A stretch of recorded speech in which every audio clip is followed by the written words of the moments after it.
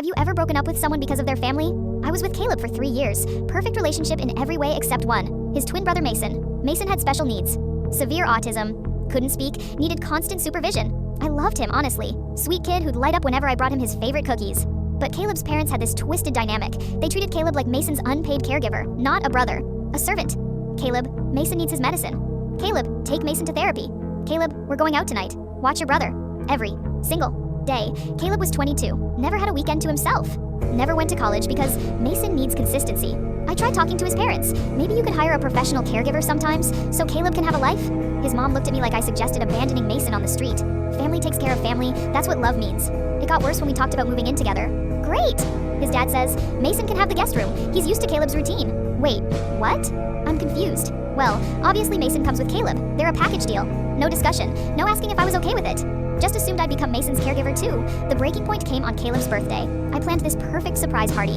Invited all his friends, made his favorite cake, booked a private room at his favorite restaurant. 2 hours before the party, his parents call. Emergency, we have to leave town. Grandmother's in the hospital. You need to watch Mason. Can't you take him with?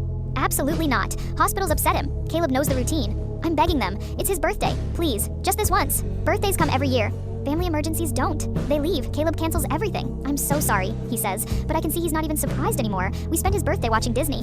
Movies with Mason. Again. That night, I finally ask him, when do you get to live your life? This is my life. Mason's my responsibility. He's your brother, not your son. Same thing. No, Caleb, it's not. He looks at me like I'm heartless. If you can't understand family loyalty, this isn't loyalty, this is parentification.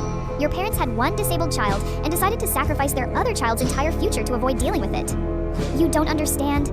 I understand perfectly. You're 22 and you've never had a sleepover because Mason might need you. You've never traveled because Mason needs routine. You turned down your dream job because Mason doesn't like change. Silence. Your parents had 2 sons. Now they act like they only have 1. The conversation that ended us came 2 weeks later. I got accepted to that graduate program in Portland. He tells me, full scholarship. I'm ecstatic. That's amazing. When do we leave? We're not going. What? Why? Mason would have to adjust to a new city, new caregivers. It's too much. Caleb, this is your future. Mason is my future. When my parents die, he'll be my responsibility completely. I need to accept that. That's when I realized I wasn't just dating Caleb, I was dating his entire family's dysfunction. And if I stayed, I'd be signing up for 30 years of watching the man I loved disappear piece by piece. I can't do this anymore. You're leaving me because of my brother? I'm leaving because you've forgotten you're a person too. He cried. I cried. Mason hugged us both, not understanding why everyone was sad. 6 months later, I heard through mutual friends that Caleb's parents enrolled Mason in a day program.